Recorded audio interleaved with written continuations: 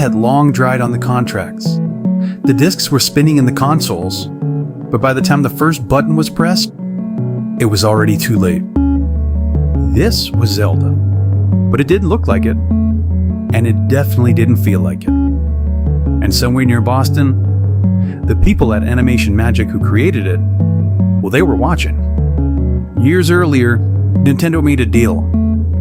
A deal that gave Philips the right to use Zelda, not to guide it, and not to shape it, just to use it. It was for the first time Zelda existed without Nintendo's hands on it.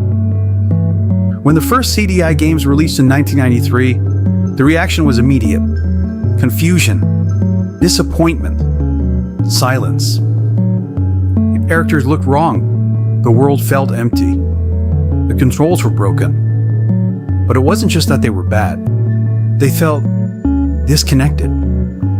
Years later, Shigeru Miyamoto would say, "It was a very bad experience. We try not to think about it." There was no anger, and there was no outrage. It was just something you don't want to remember. Now you have to understand what that meant. Zelda wasn't just another game. It was identity.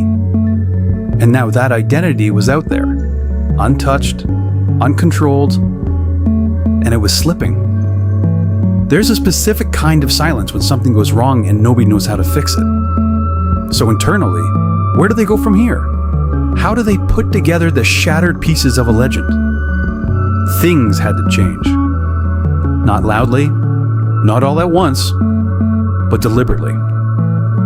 The Legend of Zelda would not be handed off again. Not like this. So a new project began, led by Shigeru Miyamoto and Eiji Aonuma. But this time, the challenge wasn't just making a game. It was restoring something that had slipped.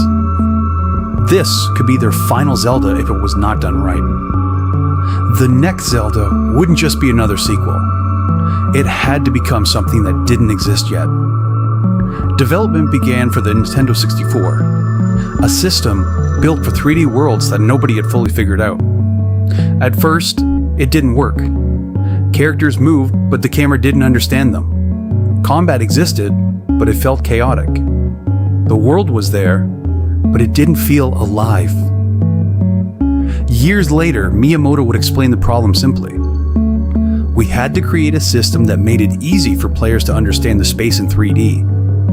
Because in early prototypes, players weren't fighting enemies. They were just fighting the camera. So the team at Nintendo started looking for a solution. Not from games, but from film. Miyamoto had said the idea came from watching sword fights in samurai films. Two characters locked together, circling, always facing each other. That became the foundation. The Z targeting system. Press a button, lock onto the enemy, and suddenly, the camera just made sense.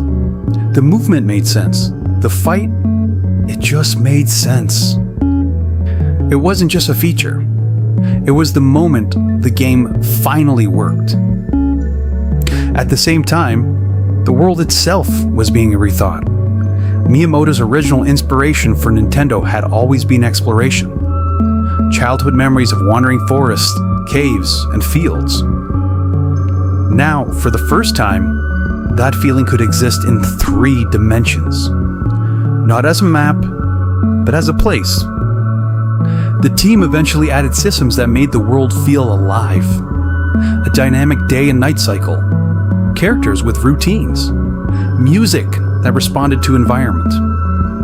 Alongside Miyamoto, Eiji Aonuma began refining the dungeons, turning them into layered, spatial puzzles that could only exist in 3D. Nothing was being copied, and everything was being invented. Because this time, they weren't just making Zelda work again. They were making sure it could never fall apart like that ever again. 1998, The Legend of Zelda Ocarina of Time releases. A fully realized 3D world, not empty space, but distance you could feel. A game that didn't just transition into 3D.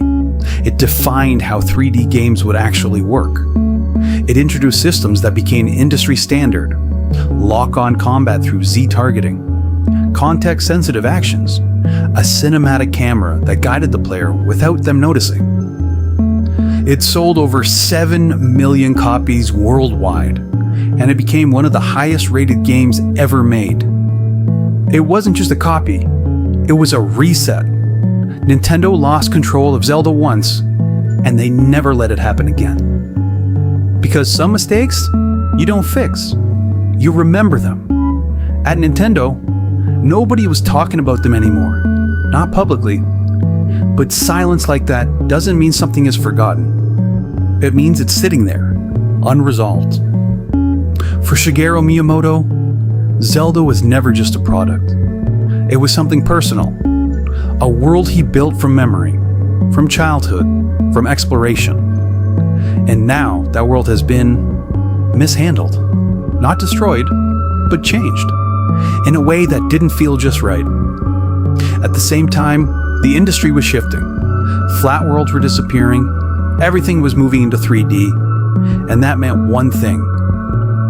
If Zelda was going to come back, it couldn't come back the same.